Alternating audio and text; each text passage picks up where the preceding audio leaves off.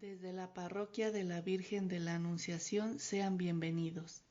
Es el día 139. Hoy terminamos la lectura del primer libro de Samuel y continuamos leyendo el libro de los Salmos y el Evangelio de San Marcos. Iniciamos nuestra meditación pidiéndole al Espíritu Santo que acuda a nosotros, nos ilumine y que permita que su palabra se quede en nuestros corazones para que dé fruto en abundancia. En el nombre del Padre, del Hijo y del Espíritu Santo. Amén. Del primer libro de Samuel, capítulos 29, 30 y 31.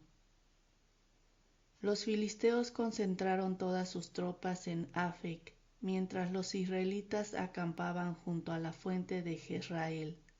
Los jefes filisteos avanzaban al frente del ejército con sus guerreros, distribuidos en grupos de 100 y de 1000.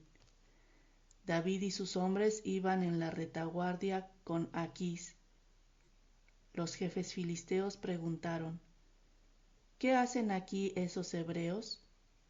Aquís les respondió: Este es David, vasallo de Saúl, rey de Israel. Lleva conmigo 1 año o 2, y no he encontrado nada que reprocharle desde el día que vino hasta hoy.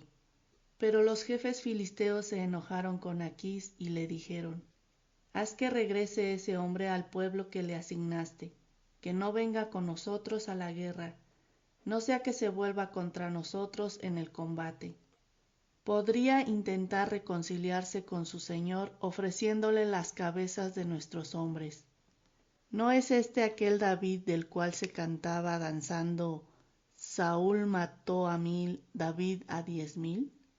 Entonces Aquís llamó a David y le dijo: Juro por el Señor que eres un hombre leal. Me gustaría que me acompañaras en la expedición, porque no he encontrado en ti nada malo desde el día en que viniste a mí hasta hoy. Pero tu presencia no agrada a los otros jefes. Regresa pues y vete en paz, así no harás nada que pueda desagradarles. David dijo a Aquís: ¿Pero qué he hecho yo? ¿Qué falta has encontrado en tu siervo desde el día en que vine hasta hoy? ¿Por qué no puedo yo ir a luchar contra los enemigos de mi señor el rey?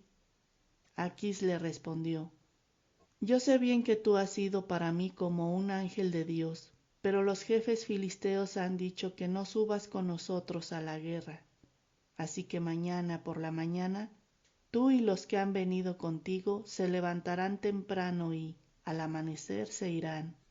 David y sus hombres se levantaron de madrugada para partir por la mañana hacia el país de los filisteos. Y los filisteos subieron a Jezreel. Cuando David y sus hombres llegaron al tercer día a Siselaj, los amalecitas habían atacado el Negev y Siselaj. Habían destruido la ciudad y la habían incendiado. Se habían llevado prisioneros a todos los que había allí, chicos y grandes, y también a las mujeres, aunque sin matar a nadie. Se los habían llevado y habían proseguido su camino. Cuando David y sus hombres llegaron a la ciudad, vieron que había sido incendiada y que sus mujeres, sus hijos e hijas habían sido hechos prisioneros. Entonces David y su tropa se pusieron a llorar a gritos hasta quedarse sin fuerzas. También las 2 mujeres de David, Ahinoam de Jezreel y Abigail, mujer de Nabal del Carmelo, fueron hechas prisioneras. David estaba muy angustiado porque la gente hablaba de apedrearlo. Todos estaban muy apenados por sus hijos e hijas, pero David, consolado por el Señor su Dios, dijo al sacerdote Abiatar, hijo de Ahimelech: Por favor, tráeme el efod. Abiatar le llevó el efod, y David consultó al Señor: ¿Puedo perseguir a esa banda? ¿La alcanzaré? El Señor le contestó: Persíguelos, porque los alcanzarás y librarás a los prisioneros. David partió con sus 600 hombres y llegaron al torrente Besor. De allí continuó David con 400 hombres, pues 200 se quedaron porque estaban demasiado fatigados para pasar el torrente. Encontraron a un egipcio en el campo y se lo llevaron a David. Le dieron de comer y de beber. Le dieron también un trozo de pastel de higos secos y 2 racimos de pasas. Él comió y se reanimó, pues no había comido ni bebido durante 3 días y 3 noches. Después David le preguntó: ¿A quién perteneces? ¿De dónde eres? Él respondió: Soy un joven egipcio, esclavo de una amalecita. Mi señor me abandonó hace 3 días porque me puse enfermo. Hemos atacado la zona del Negev, que pertenece a los quereteos, a Judá y a Caleb, y hemos incendiado Siselaj. David le dijo: ¿Quieres guiarme hasta esa banda? Él respondió: Júrame por Dios que no me matarás, ni me entregarás a mi señor, y yo te guiaré hasta donde se encuentra esa banda. Él los guió. Los encontraron dispersos por el campo, comiendo, bebiendo y danzando por el botín tan grande que se habían llevado del país de los filisteos y de Judá. David los combatió desde el alba hasta la tarde y no escapó ni uno de ellos, excepto 400 jóvenes que montaron en los camellos y huyeron.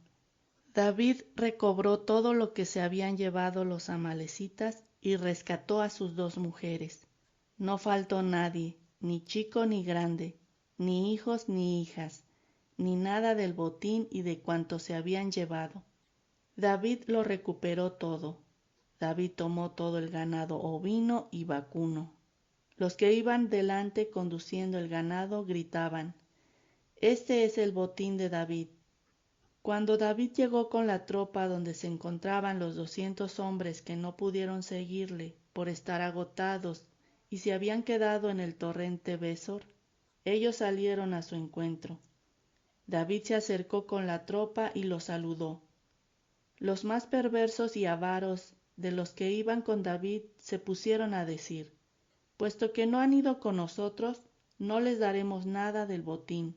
Que cada uno tome su mujer y sus hijos y que se vayan. Pero David dijo: No hagan eso después de lo que el Señor nos ha concedido. Nos ha protegido y ha entregado esta banda que nos había atacado. En este asunto nadie puede estar de acuerdo con ustedes. La parte debe ser la misma para el que ha bajado a la batalla y para los que se han quedado cuidando el equipaje. Participarán igualmente. Y desde aquel día en adelante quedó establecida esta norma para Israel hasta hoy. Al regresar a Siselaj, David envió parte del botín a los ancianos de Judá, amigos suyos, diciendo: Aquí tienen un presente del botín capturado a los enemigos del Señor. Hizo el envío a los de Betul, Ramá de Negev, Yatir, Aroer, Sifmot, Estemoa, Racal, a las ciudades de Hierajmel, a las ciudades de los Kenitas, a los de Jormá, Borazán, Atac, Hebrón, y a todos los lugares por donde había estado David y sus hombres. Los filisteos entablaron combate con Israel. Los israelitas huyeron de los filisteos, quienes los derrotaron en el monte Gelboé. Los filisteos cercaron a Saúl y a sus hijos, y mataron a Jonatán, a Abinadab y a Malquisúa, hijos de Saúl. El peso del combate cayó entonces sobre Saúl, que fue descubierto por los arqueros y herido gravemente. Saúl ordenó a su escudero: Saca tu espada y mátame, no sea que vengan los incircuncisos y me deshonren. Pero su escudero se negó, pues tenía mucho miedo. Entonces Saúl tomó su espada y se echó sobre ella. Su escudero, al ver que Saúl había muerto, se echó él también sobre la suya y murió con él. Así murieron juntos el mismo día Saúl, sus 3 hijos y su escudero. Los israelitas que estaban al otro lado del valle, en Transjordania, al ver que los otros habían huido y que Saúl y sus 3 hijos habían muerto, abandonaron también ellos las ciudades y huyeron. Los filisteos vinieron y se establecieron en ellas. Al día siguiente, cuando los filisteos vinieron a despojar a los caídos, encontraron a Saúl y a sus 3 hijos muertos en el monte Gelboé. Les cortaron la cabeza, les quitaron sus armas e hicieron publicar la noticia por todo el país de los filisteos, en los templos de sus ídolos y entre todo el pueblo. Pusieron las armas de Saúl en el templo de Astarte y colgaron su cadáver en las murallas de Bet-san. Cuando los de Yabes de Galaad se enteraron de lo que habían hecho los filisteos con Saúl, todos los valientes se movilizaron, caminaron toda la noche y retiraron el cadáver de Saúl y de sus hijos de la muralla de Bet-san. Los llevaron a Yabes y allí los incineraron. Después sepultaron sus huesos debajo del árbol sagrado de Yabes y ayunaron durante 7 días. Palabra de Dios, te alabamos, Señor. Salmo número 130. Canto de peregrinación. Desde lo más profundo clamo a ti, Señor. Señor mío, escucha mi voz. Estén tus oídos atentos a mi voz suplicante. Si tienes en cuenta las culpas, Señor, ¿quién podrá resistir? Pero en ti se encuentran el perdón, por eso te respetamos. Yo espero en el Señor con toda mi alma, confío en su palabra. Espero en el Señor más que los centinelas la aurora. Espera, Israel, en el Señor, porque suyo es el amor y la plena liberación. Él librará a Israel de todas sus culpas. Gloria al Padre, gloria al Hijo y gloria al Espíritu Santo, como era en el principio, ahora y siempre, por los siglos de los siglos. Amén. Del Evangelio según San Marcos, capítulo 11, versículos del 1 al 11. Cuando se acercaban a Jerusalén, a la altura de Betfagé y Betania, junto al monte de los Olivos, Jesús envió a 2 de sus discípulos con este encargo: vayan al poblado de enfrente. Al entrar en él encontrarán enseguida un borrico atado, sobre el que nadie ha montado todavía. Desátenlo y tráiganlo. Y si alguien les pregunta por qué lo hacen, díganle que el Señor lo necesita y que enseguida lo devolverá.